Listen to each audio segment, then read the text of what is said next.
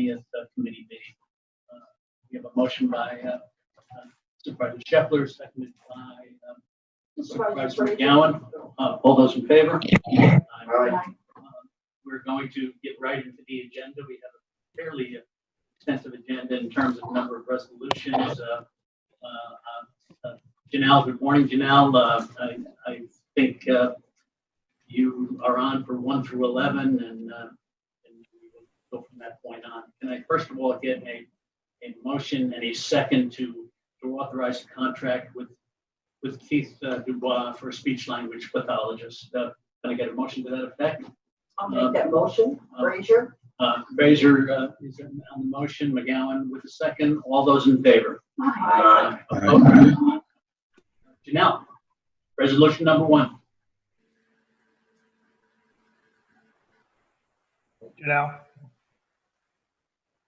Janelle? You muted or something. Can't hear you. Janelle? Can't hear.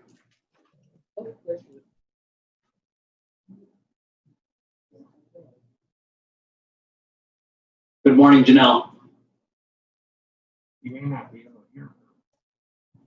We can't hear you. Hello, this is Janelle. Can you hear me?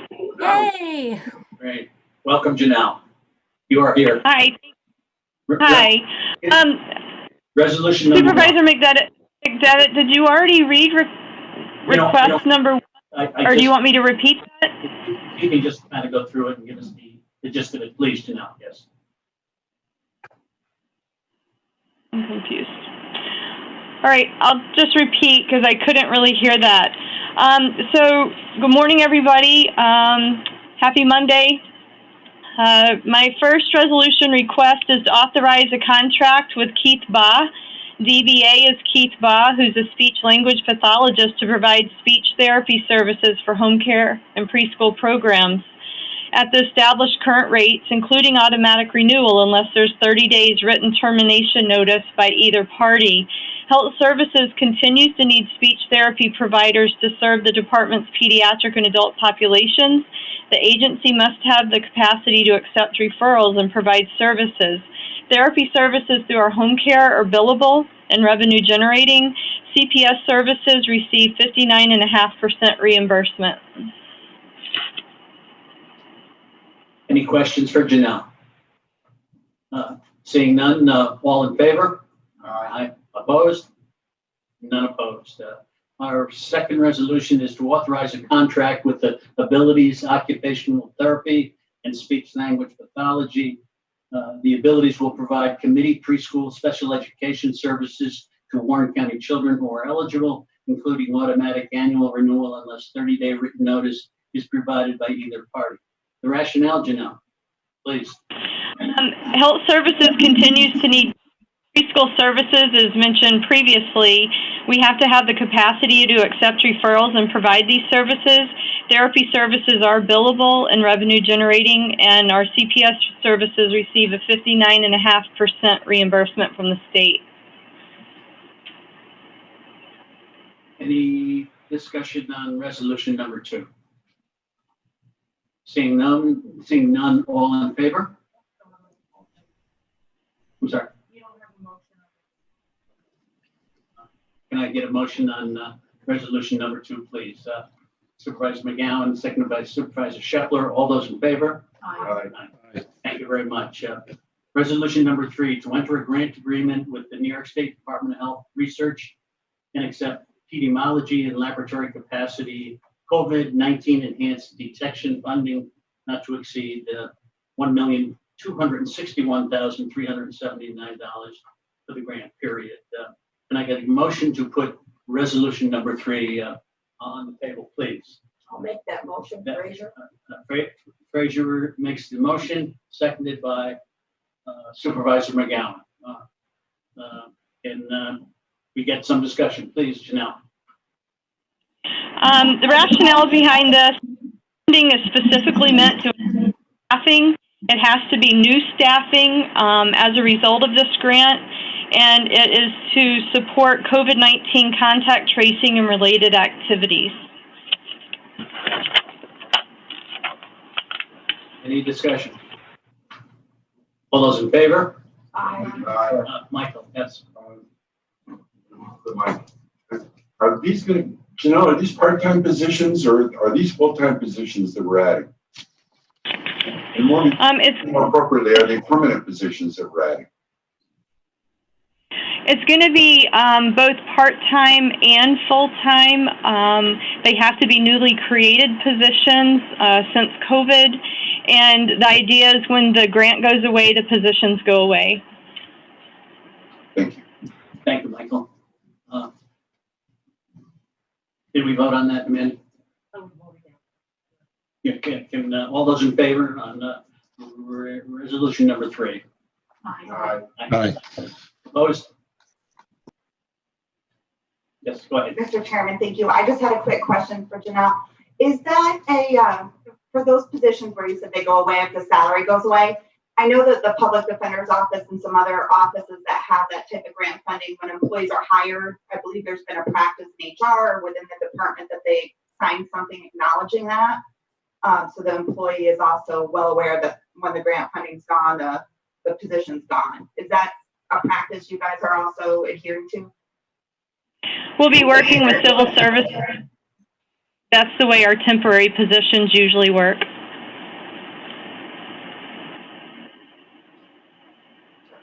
Thank you. Thank you, Janelle. Request for resolution number 4 to request to amend the health services table and organization to create a new registered professional nurse position, $47,523, to assist with enhanced COVID contact tracing, staffing, and capacity to perform grant-related activities and deliverables. Can I get a motion to put this resolution on the floor, please? Supervisor McGowan, second by Supervisor Frazier. Discussion and rationale, Janelle. This position is created for and funded through the grant that we just discussed in Resolution 3. It will be funded by the New York State Department of Health, Health Research Institute, Epidemiology and Laboratory Capacity COVID-19 Enhanced Detection Grant. It's a mouthful for sure. The position will include fringe and is 100% reimbursable with the grant funding. Any discussion? Supervisor McGowan. Do you want to put 4 and 5 together? Why don't we hold on that? Okay, Brad, that's okay. Yeah. So looking at number 4, we have a motion on the floor. All those in favor? Aye. Opposed? No opposed. Thank you. Number 5, to approve the full-time registered professional nurse, and it's a grade 19 with an annual salary of $47,523. Can I get a motion to put resolution 5 on the floor? Supervisor McGowan, second by Supervisor Beatty. Rationale, Janelle. Discussed in 3 and 4, request to approve filling that nurse position.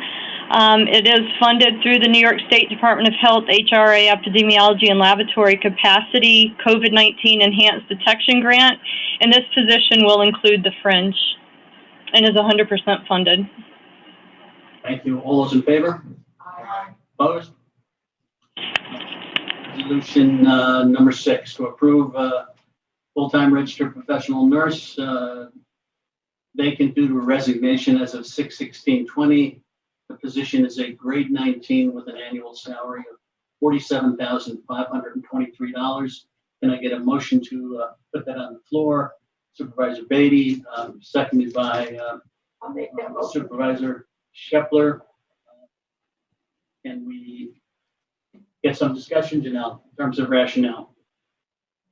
Right, our nurse positions, and this is a home care position with our CHA. Nurse positions are under continuous recruitment. This position is revenue generating based on insurance revenue and reimbursement. Thank you, Janelle. All those in favor? Aye. Opposed?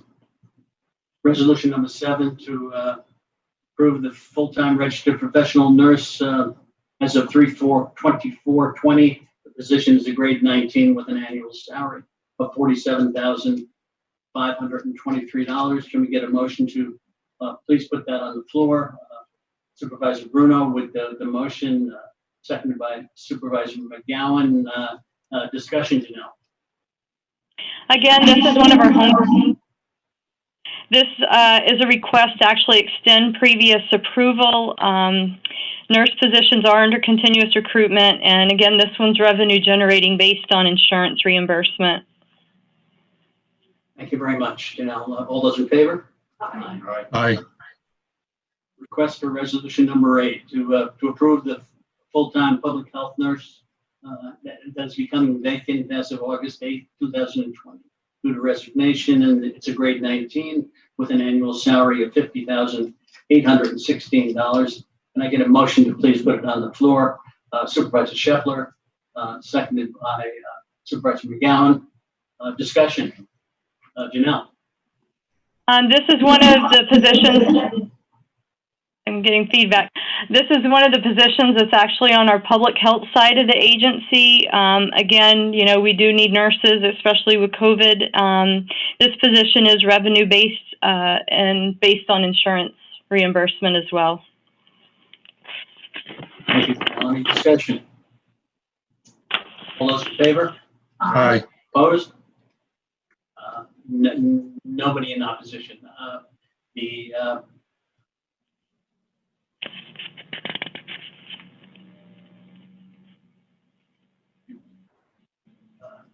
Resolution number 9 to approve filling up to 10 temporary per diem public health assistant positions. This is an extension request, and these positions are grade 10 with an annual salary of $37. What is that? An annual salary of $37,633, prorated to $18.09 per hour. Can I get a motion to please put this on the floor? Supervisor Frazier, seconded by Supervisor Beatty. Can we get some discussion? Janelle. Yeah, these are temporary. These are temporary positions. They've been very advantageous through COVID-19. We started these back in March, so I need the extension to be able to hire as I need people. Currently, we have 6 people in these roles, and we just need to have the ability should I need to hire more. Thank you, Janelle. All those in favor? Aye. Opposed? Nothing in opposition. Resolution number 10 to approve filling a full-time WIC assistant position. This position is a grade 5 with an annual salary of $30,520. Can I please get a motion to put that on the floor? Supervisor Beatty, seconded by Supervisor Conover. Discussion, Janelle. This was previously approved. We've not been able to fill. We're hoping this fall to be able to reinstate our WIC clinics, and at that point it would be appropriate to reinstate this position and fill that position to be able to have a person available. Right now, staff are working from home, so it would be hard to train this person, but this position is 100% funded by our WIC grant. Thank you, Janelle. All those in favor? Aye. Aye. Opposed? No opposition. Resolution request number 11 to enter a 5-year agreement with the New York State Department of Health, Children and Youth with Special Health Care Needs, and to accept funding of $115,440 for a 5-year grant period. The annual funding is $23,088, which is an increase from previous funding of $19,041. Can I get a motion to please put it on the floor? Supervisor Bruno, seconded by Supervisor McGowan. Discussion, Janelle. This is a grant that it's a New York State Department of Health grant. It supplements funding for staffing and activities for families and children with special needs. which they've now just updated to include youth as well. Youth have always been part of the program, but they've just changed the name this grant cycle. It's a 5-year grant, and it's going to allow our public health program to continue serving our children of special health care needs and youth of special health care needs program. Thank you very much, Janelle. We have a motion and a second on the floor. All those in favor? Aye. Opposed? No opposition.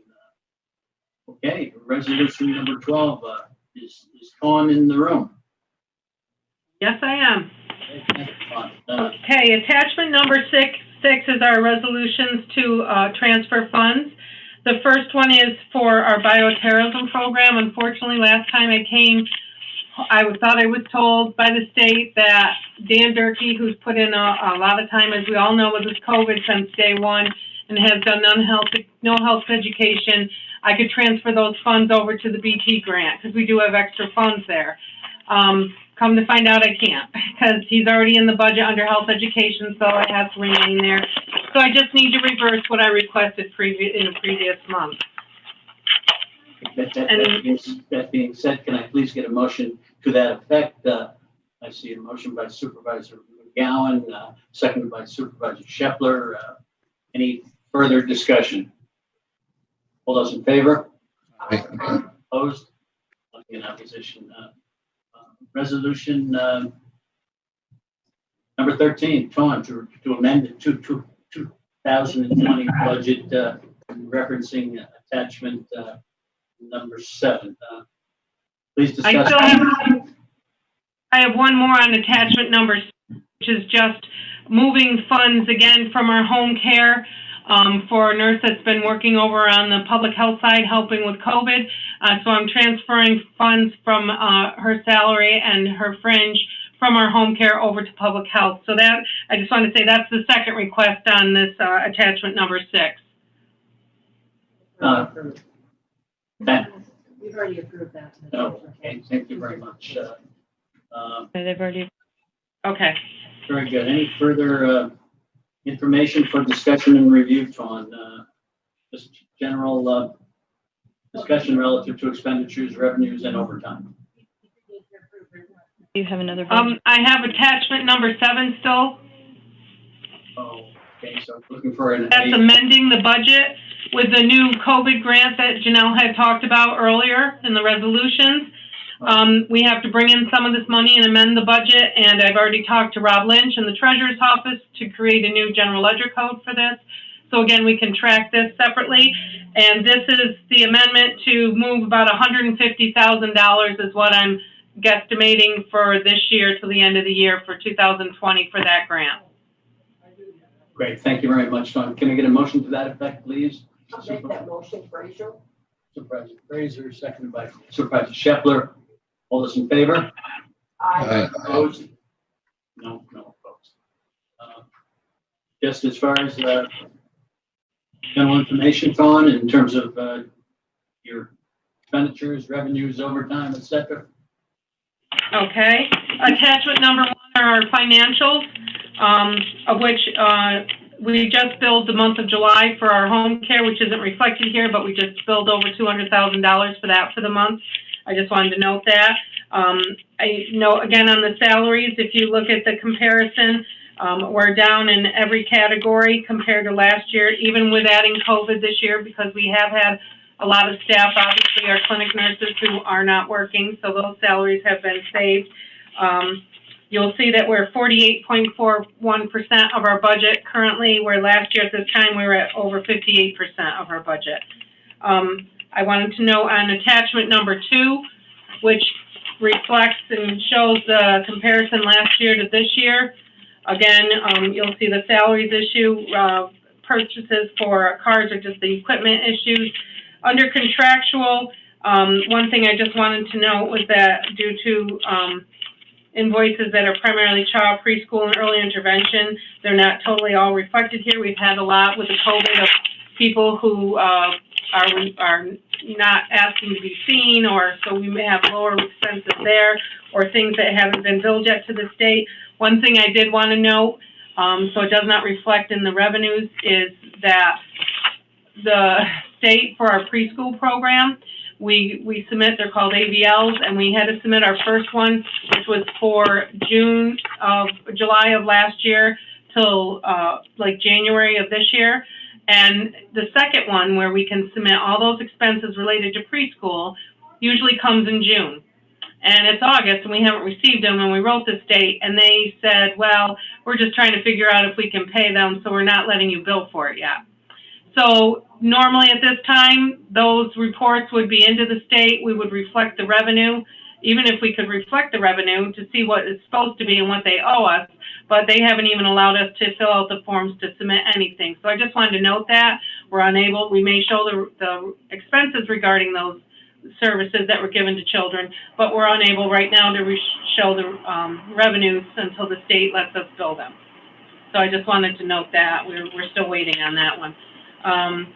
And revenues, the other thing too is our AVL, the first one that we got, we did like, I'm sorry, I can't remember the exact amount, but I think it was over $700,000, $800,000. We got a check for less than $600,000, around $200,000 they took off. They're saving 20%.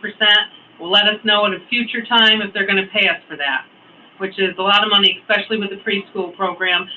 And again, the treasurer has reflected that. The full revenue's been reflected back in March or April when we billed it, but when we actually got payment, that's what they did. They took 20% off. So we're still waiting to hear from that too. So that's still sitting out there, again, in our revenues under the preschool. And again, we're just waiting to hear on the cash flow and what's going to happen with those payments. And that's all I have.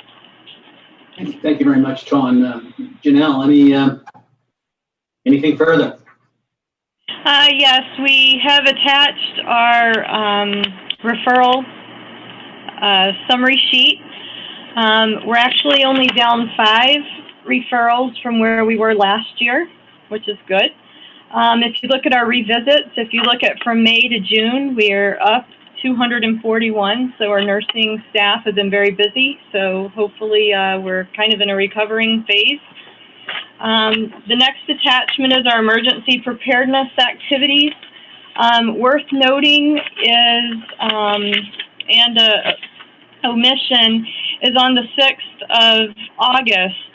Dan Durkee and Don Lehman represented us for some outreach at Aviation Mall to hand out some masks, and Supervisor Sieber accompanied them and volunteered time to be there to help us with that outreach activity. So I just wanted to provide a shout out and a thank you for her for doing that, in addition to Don Lehman for showing some team spirit and being there with us, and for Dan, who always does a great job. We have a school nurse meeting scheduled for tomorrow, August 25th, that we'll be doing as well. We've also included our Rabies Report with the animal bites. And I think, don't have any meeting authorizations at this time. I don't have any referral or pending items at this time. Jumping to a COVID update, the topic of the year.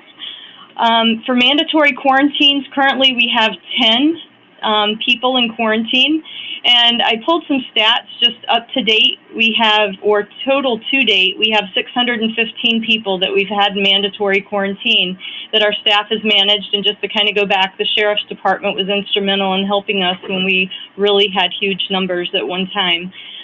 Precautionary quarantines were down to 15. Total to date have been 317. So when you add those two numbers, we're close to 1,000 that we've had in quarantine since this pandemic has hit our area. With travel quarantines, currently we have 178. That number fluctuates every day. Some people are only in our community for like 24 hours, some 48, some a week, some a month, some 2 weeks. So we're constantly taking people off that list and putting people on that list. To date, we've had 1,178 referrals, and this has probably just been since June, since the governor's order, of travelers that our office has tracked down. Of those, 862 were appropriate for quarantines. There's some that had wrong numbers or wrong contact information, or when we contacted them, hadn't been to a place of concern or hadn't been there over the 24 hours. Or maybe by the time we contacted them, they weren't even in our community because it was just a quick to our community for one night. We get the referral, we call them, they were already out of our community or leaving. So, 1,178 people we have contacted with regard to travel, and as far as the current quarantines, it's 178. As far as cases, we're at 291. It looks like we might have another case today. We're currently doing that investigation, so that number might go up to 292. As far as current cases, we have one with mild symptoms, nobody hospitalized, 256 recovered. Of those, 117 have been in skilled nursing facilities, 13 in assisted living facilities, and 161 were just community lab confirmed. Death is always an unfortunate thing to have to report, and we certainly appreciate the sacrifices of the families that have experienced the ultimate loss through this pandemic. But we had 34, and of those, 9 were in the hospital, 22 were in skilled nursing facilities, 2 were in assisted living, and 1 was at home. For lab results, at our Warren County testing clinic here, to date, we've done 2,432. An interesting number for all Warren County residents. So far, 10,001 have been tested to date, and again, of those, 291 were positive. Of our testing clinic, to go back, so of the 2,432, 56% of those are Warren County residents. Of that total, 6% have been positive, 53 Warren County residents and 83 from other counties, and 94% of those have been negative. COVID antibody testing, I can give you the number that's been done. It's been 2,641 for Warren County residents.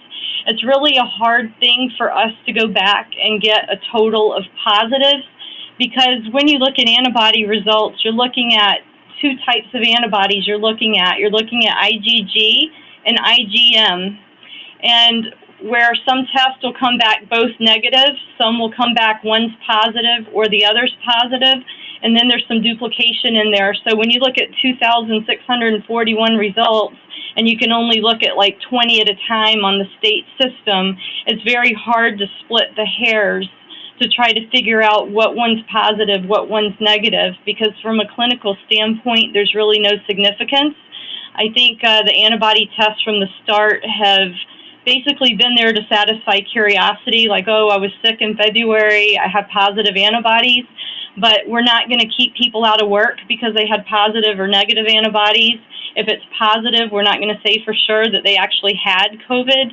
And if they were negative, we're not going to say that they didn't have COVID. So I just thought maybe you'd be interested in the total general number, but it's really hard to kind of figure out exactly how many are positive, because what is positive in all reality? Our office has been working very closely with colleges for their reopening, which would be our SUNY Adirondack. Dr. Duffy and her administrative staff have done an absolutely wonderful job in creating their plan, and they've consulted us and worked with us, and I feel very comfortable working with them. We've also been working with all of our superintendents with the schools with their reopening plans. Like I mentioned, we have a school nurse meeting tomorrow to try to help provide the school nurses with tools to help implement their plan. Each of the schools also have a COVID liaison where their school is working with the county, and we've identified those people. As you know, last week's challenge was the gyms, and I want to thank the administrator's office, Don Lehman, and actually Charles Wallace, in addition to Glens Falls and Lake George and Queensbury's municipalities for helping us with that monumental undertaking. At estimate, we felt we had about 400 gyms. And, you know, we had a lot of department heads really step up to the plate to help answer our call to help. And, I mean, it's just a wonderful tribute to the people that work at Warren County as far as, you know, just being here for each of our departments and being here to help. And I was very appreciative of that help. But right now it looks covered and for our schools. So I really need to urge the public and everybody and friends and family and anybody you have influence with that it's very important to maintain social distancing. Personally, I'd prefer people not go to gatherings, but if they're going to gatherings, wearing the mask, social distancing, and obviously if people are going to be eating or drinking, knowing that you can't wear the mask, staying 6 feet away from others or within your household within your household circle to be able to prevent the spread there. Finally, kind of saving the best for last in a way, is I just want to continue to express my heartfelt appreciation for everybody's efforts in Warren County. I want to start with Ryan Moore and Tammy and Don Lehman from the Administrator's Office, the Board of Supervisors for your support, other departments and municipalities, our hotels, our business, our economic recovery, our schools, our colleges, community cooperation. Our community has been awesome.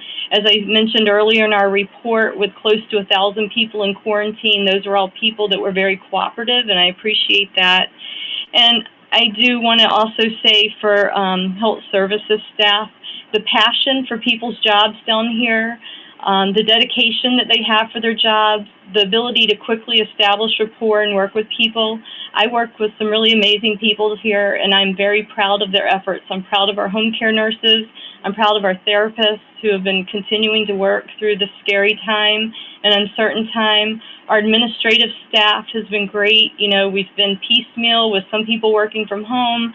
Our WIC staff has been working from home and serving our WIC participants without a bump, and I appreciate that as well.